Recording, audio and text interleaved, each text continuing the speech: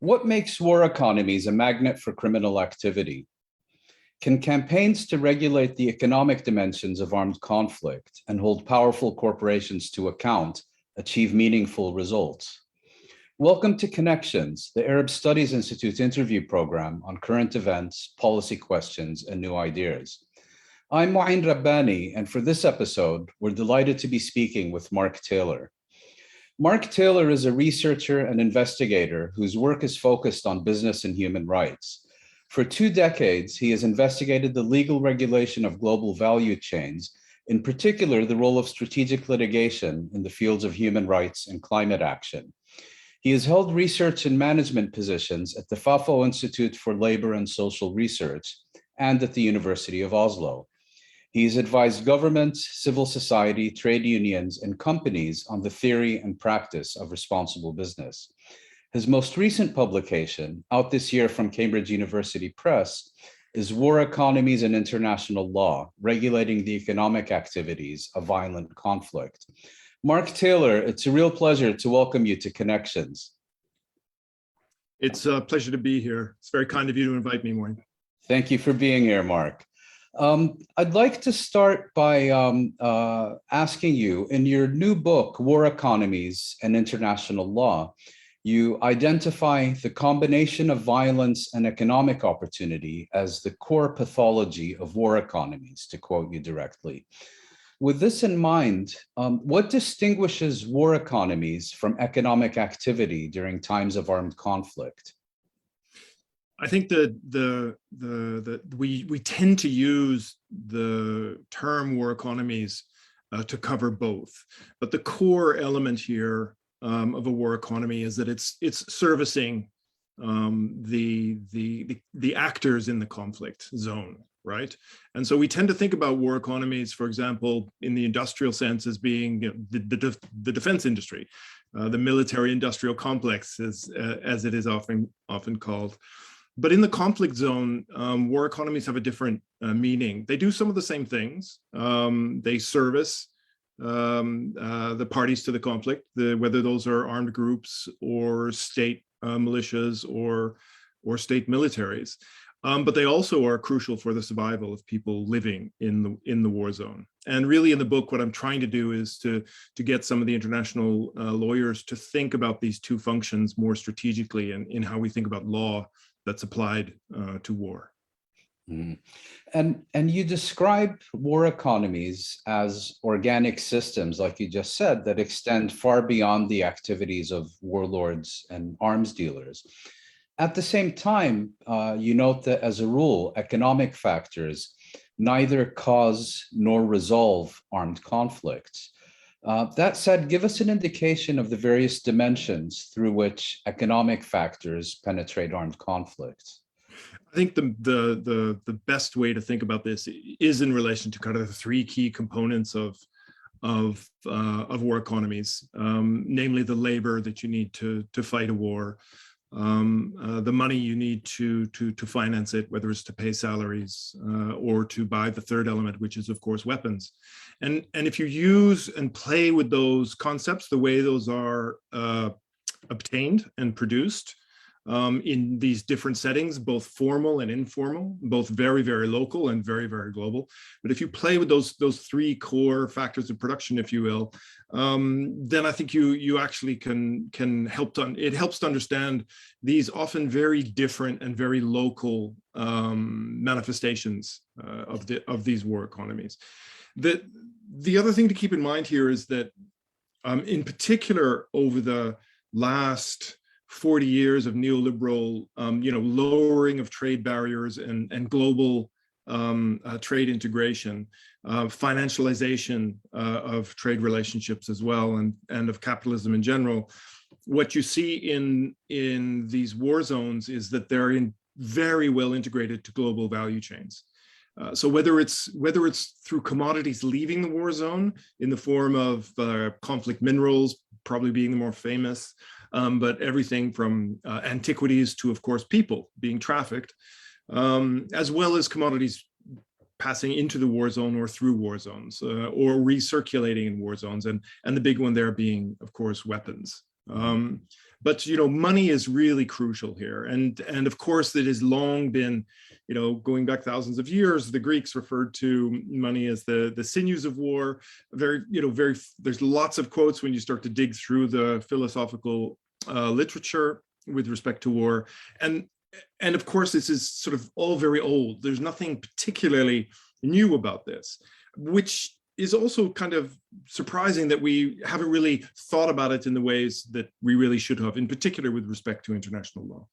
Well, maybe you can give us a real world example of what you've just been describing. You mentioned conflict minerals, human trafficking, and so on. But could you give us a real world example which illustrates kind of the dynamics between the local and the global, the financing and the fighting? Right, sure. The key here is that the guys with the guns are going to be controlling access to economic opportunity on the ground. And so you pick your war zone, you will find different commodities that are being controlled, people being taxed, whether it's at a checkpoint, for example, whether it's a company whose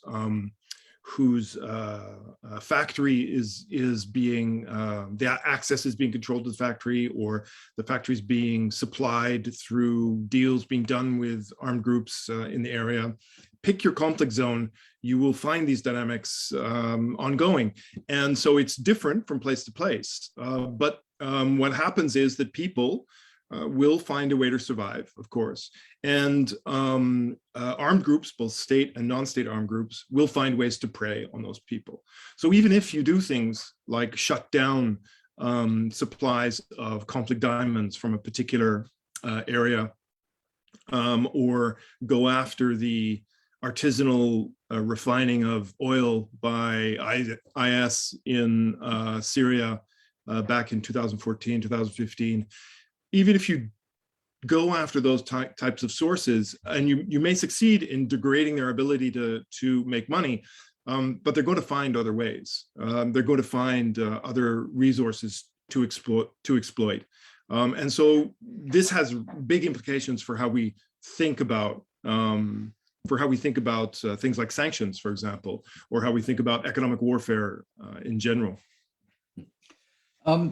Mark, you write that the economic dimensions of war have been hiding in plain sight of those responsible for regulating and resolving armed conflicts. Given the organic relationship between warfare, power, and money, as you've been describing, what accounts for this historical blind spot?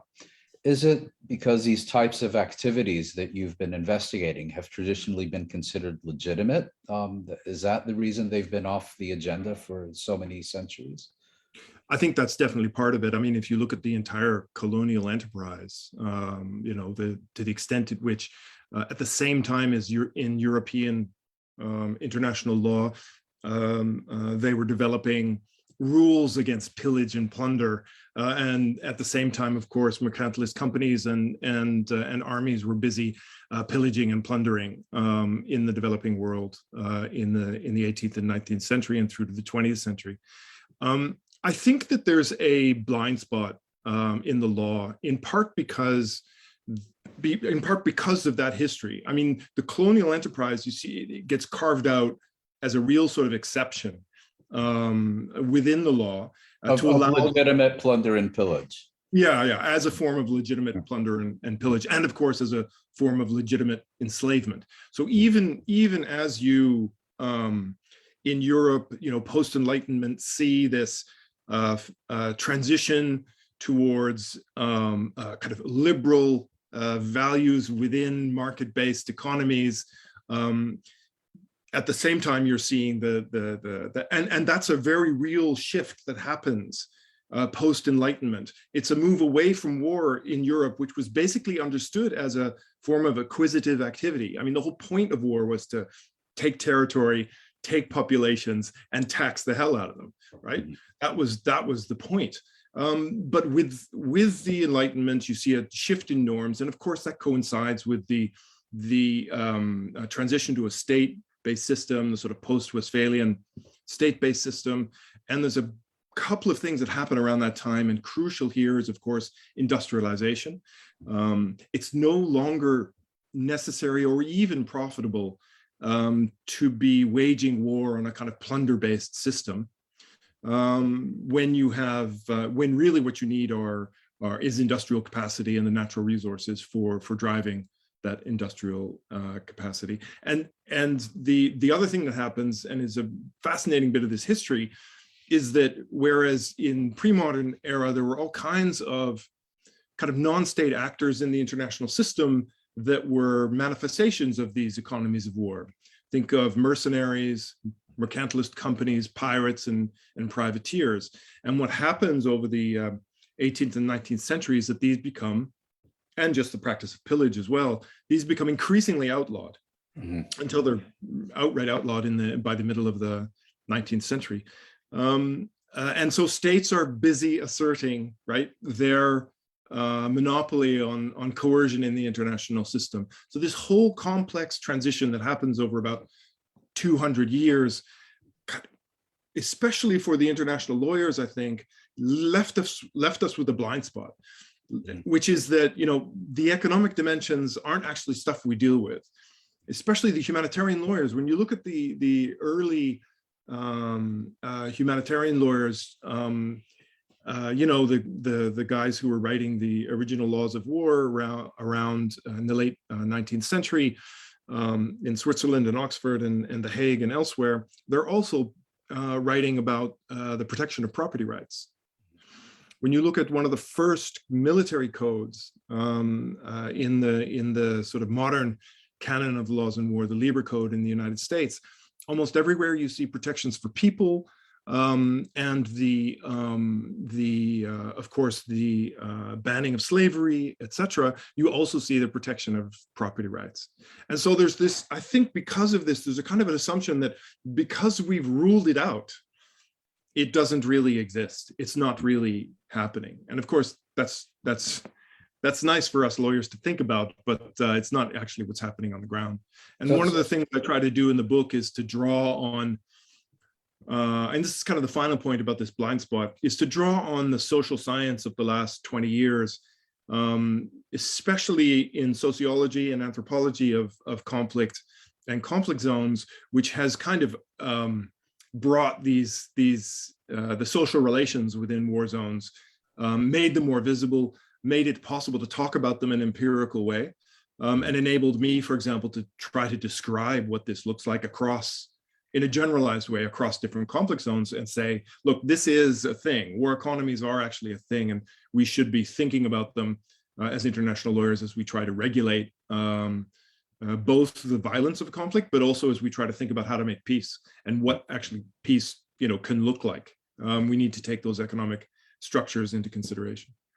So if I just picking up on what you just said, if I understand correctly, there were basically two issues. The first is that by simply asserting the protection of property, it was assumed unnecessary to regulate how this would, to regulate the economic factors of warfare. And the second is that there was kind of a colonial exception where states were primarily concerned with how they waged war against each other, but outside kind of the system of established states, primarily in Western Europe, where many of these regulations rather were developed, it was considered a free-for-all around the seven seas. Is that how I should Absolutely, understand? absolutely. And you see recurring, I mean, there's ways in which the pre-modern patterns, you know, reassert themselves, including in Europe. I mean, in many ways, you know, Napoleon was famous for saying that his army, you know, fought on its stomach. You know, they lived off the territory that they conquered, but that was actually a shock to the system, at least to the normative system in sort of Enlightenment Europe, right? Meanwhile, there's a race going on for Africa and the Middle East and the East, that they're all busy competing in. Right. Again, trying to draw on your recent book, and also your other research, it seems that there are currently two interrelated developments with respect to the economic aspects of armed conflict. One is the growth of efforts to formally regulate economic activity during armed conflict. The other consists of campaigns, often by activists, to hold those profiting from armed conflict to account. Would it be accurate to state that the regulatory developments are primarily concerned with the activities of parties directly involved in armed conflicts, whereas the campaigns are more focused on outside parties whose activities are prolonging such conflicts and intensifying the suffering involved? That's probably fair. I would say that there's kind of the two drivers until now, and I think there's probably variance on this in the last 4 or 5 years. But one is this concern on the part, a kind of normative concern on the part of, let's call it, human rights campaigners and others, environmental campaigners and others, that demand in major markets, whether that's in Europe, North America, China, and elsewhere, is driving activities on the ground, including in war zones. So you're seeing extraction and forced labor, for example, happening in these war zones that is actually connected into and providing inputs to global value chains. And that if we want to do the right thing and somehow bring peace to these places, we might want to start with our own involvement in those activities. And I mean, the examples of this, I've talked about the commodities, but the conflict issue, the conflict minerals type commodities, which go into electronics coming out of Africa. But there's also other ways in which we help to sustain these conflicts. There's a company right now in Denmark that has been prosecuted for supplying jet fuel to the Russian military in Syria in violation of EU sanctions. The prosecution was for having provided that fuel in violation of EU sanctions. And given what we know about the patterns of Russian bombing in Syria, one could argue that there was a pretty clear case of corporate complicity in crimes being committed, but by attacks on civilians, by those airstrikes. Lots of concerns have been raised about that. But this company didn't really seem to think it was a problem, despite the fact that this was being debated at the Security Council. There was all kinds of public attention to it, but they simply got on with business. So there's an increasing focus by the human rights community around these kinds of activities, and that has been true now, I think, probably going on at least 20 years. Part of the overall movement towards corporate social responsibility, as it's corporate social responsibility, then business human rights, corporate accountability, and one part of that, one small slice of that, is actually looking at corporate accountability in relation to international crimes and war. And we can come back to that, but I just want to mention one of the other driving force here, which is economic warfare, and by that I mean economic warfare by states targeting threats and or enemies as they do so. And the primary tool has been the use of sanctions. And one of there's two really interesting developments, I think, in this in recent years. One is that the sanctions tool, which, if you think about it, has only really been around in its kind of present legal form for about a quarter of a century, 25 years or so. I mean, the UN sanctions really didn't start to bite. Starting with Iraq after it invaded Kuwait. For example, I mean, you have to go back to the 60s to find the first instance of UN sanctions. Of course, the US sanctions and more recently EU sanctions are much more. The US does a lot of sanctioning, but the scale and the level and the expansive use of these sanctions is relatively recent, in the long in the longer historical perspective. Seems to have replaced siege warfare in many respects. They are, exactly. They are, in fact, a form of siege warfare. And so it's really important to understand them as such, because of these two things that are happening right now. One is that you're seeing a sort of almost, since Trump in particular, this kind of neo-mercantilist approach to foreign policy, right? Where it's, in the case of Syria, he was all about going and getting the oil, right? Which of course the Pentagon was kind of like, well, wait a minute, yeah, but not really, and we'll talk about it a different way, and what you're seeing, of course, is this kind of geopolitical competition starts to drive the attempts to exclude your competitors from your value chains, right?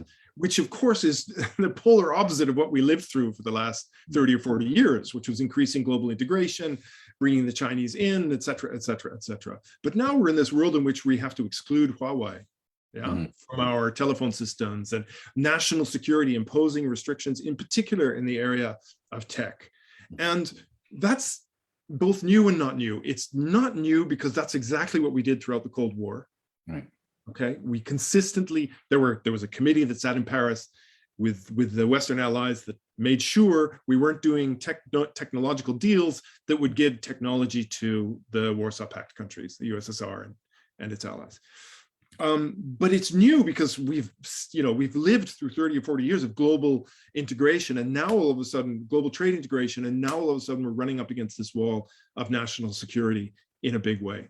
The other thing, and this is, I think, connecting with this drive for increasingly normative human rights approaches to global trade, putting human rights into global trade agreements, labor rights into government procurement policies when they buy, and making demands of global companies that they meet certain human rights and sustainability standards. And this dynamic is extremely interesting because it's happening as we speak, and the war economies part really sort of, I think it's fascinating because it kind of combines all of this, It has this national security component, it has this normative human rights component. When you look at, for example, Magnitsky sanctions, where you're taking human rights and you're enforcing them with sanctions, you're taking siege warfare tactics, right? You're taking siege warfare tactics, but you're enforcing it with respect to sanctions. And I think in particular for the left, and for people who are concerned about foreign policy and the impacts that we have in the West on the rest of the world, this debate around sanctions is really a crucial one to be having, and we're not having it in anything like the nuance that we need to be having it. Well, I'd like to pick up on that because you mentioned corporate accountability. But the examples you gave of Huawei and the Magnitsky Act, if I'm pronouncing that correctly, are actions by states and governments. And I think when many people consider the question of corporate accountability, they see a group of relatively powerless activists seeking to take on multinational corporations that are often more powerful than any number of states combined. With this in mind, can you give an example where attempts to hold a major international corporation for its participation in criminal activity during armed conflict has actually been successful? There has never been such a case where a company, in other words, a legal person, a corporation, has been prosecuted for its involvement in war crimes. At the end of the Second World War, you saw trials of the Nazi industrialists and Japanese industrialists for things like slavery and forced labor, for pillage, for the plundering of both business enterprises in parts of Europe when the Nazis occupied, when the Germans occupied parts of Europe, as well as Jewish property, and for complicity also in the death camps. Now, Sorry, but again, these were prosecutions by states. These were prosecutions by states of individuals. But I mean, keep in mind here, you're not going to get criminal prosecutions by anybody else but states, right? I mean, it is states that prosecute criminally. So there's a whole other area of the law which has to do with civil litigation, lawsuits, which have proceeded on issues of, for example, slavery, forced labor, those sorts of things, especially in common law jurisdictions like the United States, UK, Canada to a certain extent, a couple of other places. In the civil law jurisdictions, the continental systems in Europe, you see a number of cases where there are both corporations and individual business people who are being attempted to being prosecuted for their participation in international crimes. So, for example, there's probably been, I think, 3 cases where individual business people have actually been convicted of their participation in international crimes, twice in the Netherlands and once in Argentina. And in those cases, one of the cases in the Netherlands involved a prosecution of a businessman named Frans van Anraat, who was convicted of having provided chemical precursors to the regime of Saddam Hussein that was then used in his war against Iran and against the Kurds. So this is by no means kind of, to come back to your question, this is by no means a kind of successful area of the law, right? In particular in holding corporations to account.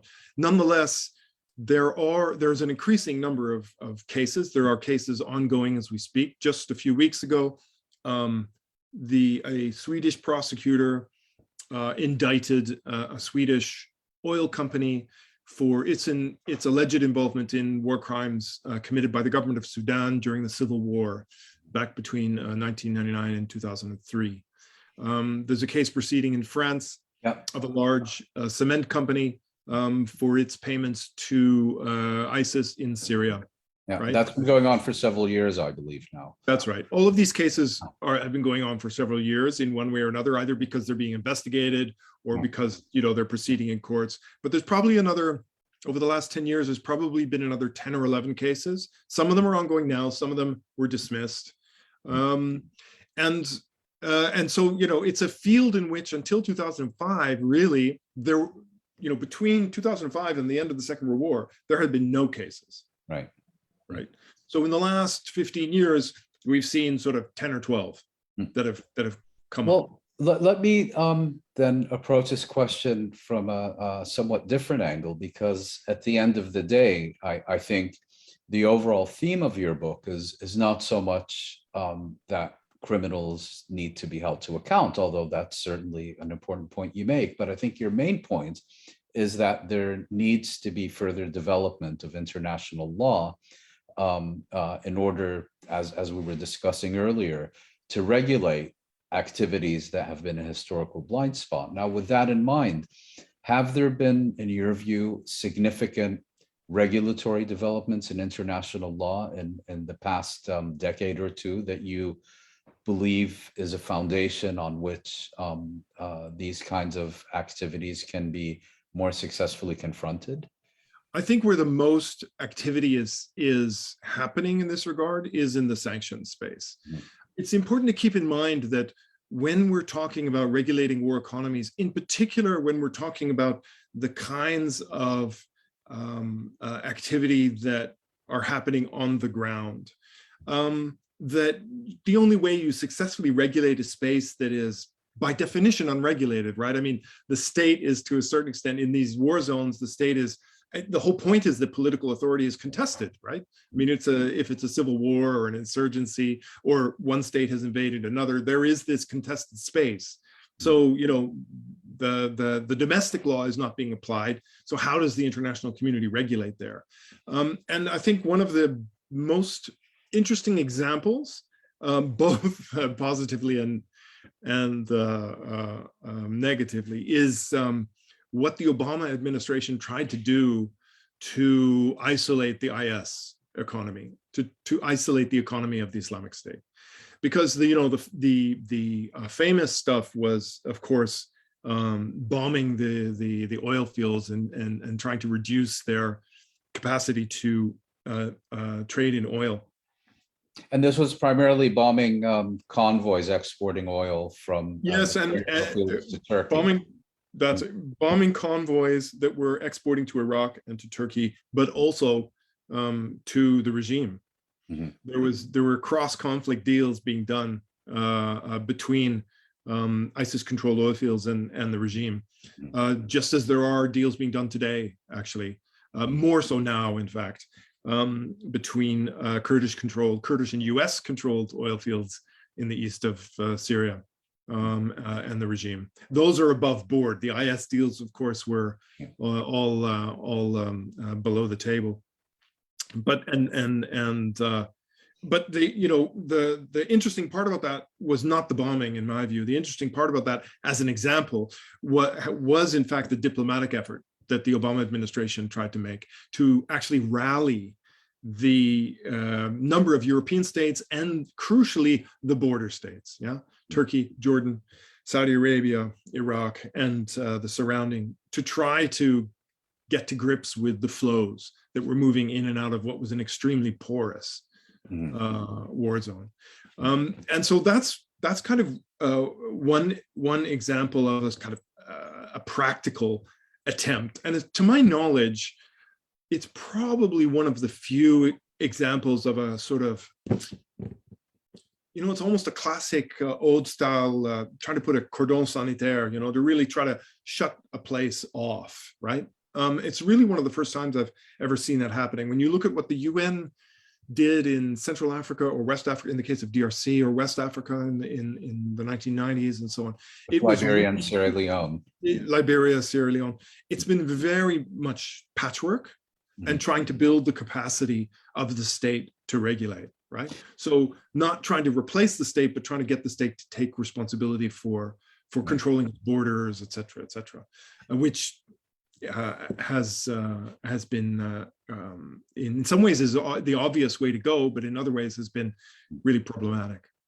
Well, I'd like to now turn to the Middle East. You were just discussing the example of oil exports by the Islamic State movement. But if we talk about war economies and criminal activity in the Middle East, or rather war economies and how the elements of this discussion relate to the Middle East, you've of course got conflicts in Libya, in Yemen, in Syria, occupations in Palestine and Western Sahara, and probably the most severe and murderous sanctions regime and arguably all of human history, which was Iraq during the 1990s.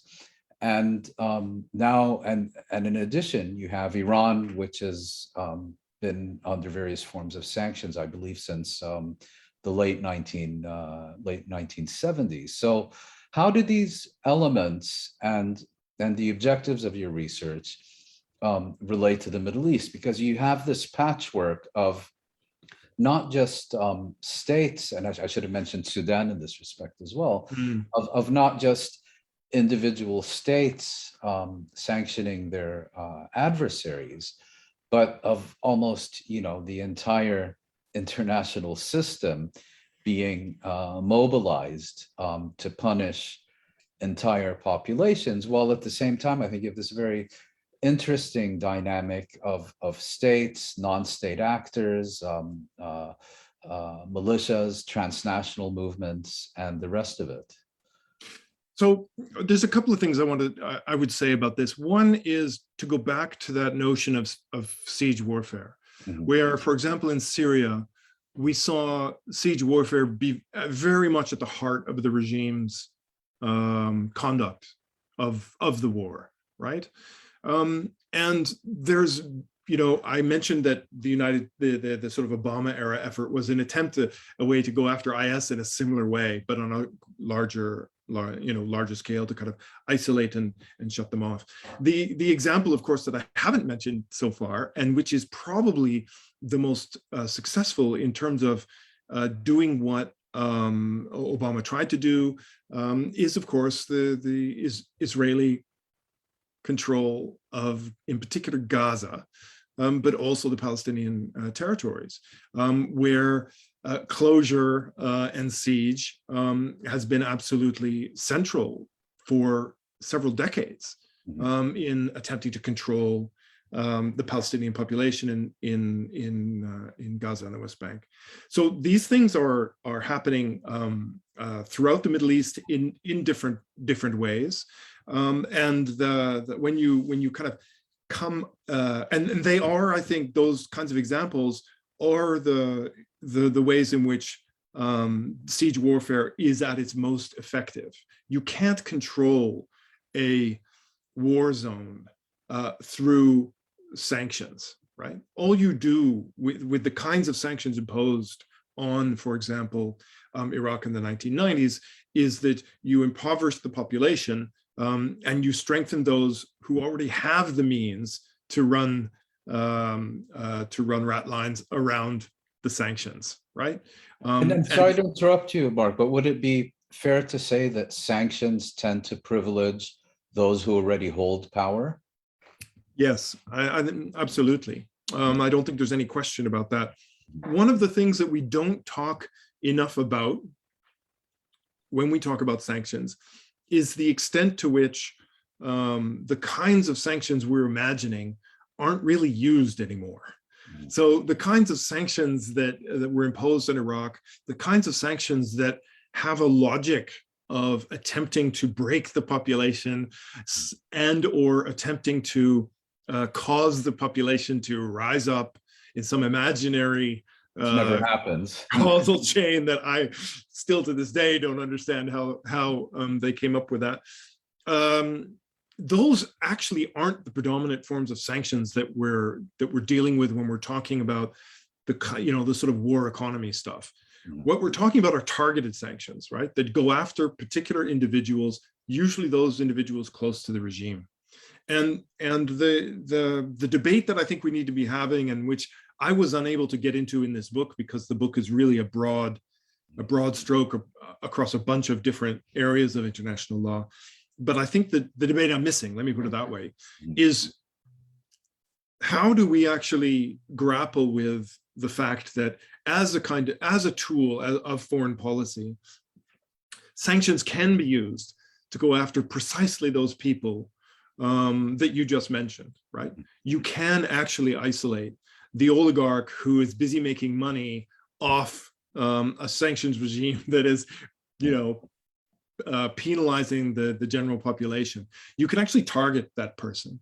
You can target the person who is benefiting from making chemical weapons for the regime, or barrel bombs for the regime, right? There are ways in which the kinds of tools that we would imagine, or the kinds of actions we would imagine going after, if we were trying to do the right thing or try to come up with a progressive foreign policy, we'd end up with looking very hard at sanctions. And I don't think there's anywhere near enough debate about how we could even imagine doing that progressively. I would argue we're nowhere near that right now in terms of the practice. But when you think through, when you look at war economies, when you look at the way that authoritarian regimes control access to opportunity within their borders and in cahoots with their fellows in other regimes in the region, and this goes particularly for the Middle East, you very quickly start to realize, well, okay, these guys actually, they own a lot of property in London and Paris and Berlin, Geneva, and elsewhere. Maybe they shouldn't. Okay, well, how do we stop them? How do we undermine their ability to move money? And of course, this has two dimensions. The first is the ill-begotten gains, if you will, yeah. And the second is a government like that in the UK that has decided that more or less advertising itself as the money laundering capital of the world, right, is very good for its own economy. And the whole notion of offshore being very onshore, right? Yeah. The kind of tax and secrecy jurisdictions, the tax break and secrecy jurisdictions exist, in London, they exist in the United States, they exist in the Netherlands, they exist in these places. They're not necessarily tiny offshore jurisdictions that we need to be dealing with. They're within our own political jurisdiction, right? Where we vote, where we are active, and we need to be, and there are, of course, movements trying to deal with that, but there are also very strong vested interests in maintaining that system. And this goes back to one of the things I was saying before, which is, we like to think of these war zones as far over there and over there. And we are there. And it's through these value chains, whether they're financial, weapons, and others, for private security companies, etc. We are there. And that gets back to your earlier point about the neoliberal era and the increasing connection or lack of distinction between the local and the global. Yeah, exactly. It has been that, it was common in some of the war economies literature 10, 15 years ago, which is tiny, by the way. I don't want to make it sound it's a huge canon or anything, but to talk about globalization as to talk about the globalization dynamics of warfare as being all about privatization, right? We're creating, right? There was the explosion in the 1990s of private military and security companies, for example, right? As a direct result of the drawdown, post-Cold War drawdown in state militaries. I mean, absolutely, very real phenomenon. We're still living with that phenomenon to this day. But the idea that it's all about the private sector, I think is just false. It's right. all about the nexus between the state and capital. Because they can't exist in isolation from each other. Can't, in particular when you're talking about the use of force, right? When you're talking about these levels of violence, when you're talking about war and dictatorship, it is precisely that nexus that matters.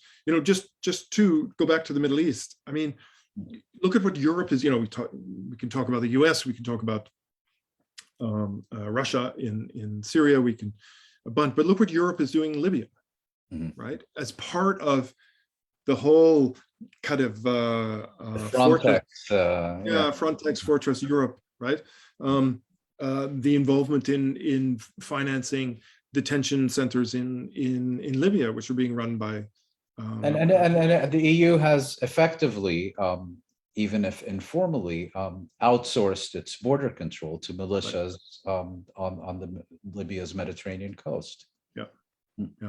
And this whole this of course is one of the major ways in these war economies that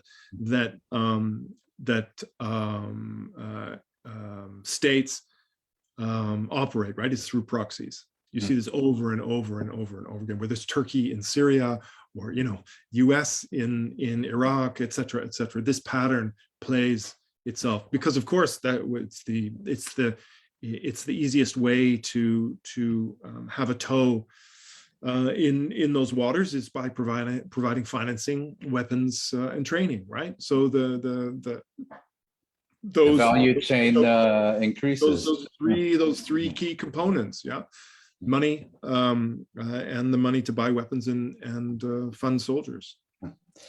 Mark Taylor, your War Economies and International Law, out this year from Cambridge University Press, has made an extremely valuable contribution to the growing literature on war economies. And I'd like to thank you once again for sharing your time, your expertise, and your insights with Connections. Thanks, Mouin. Thanks for having me on.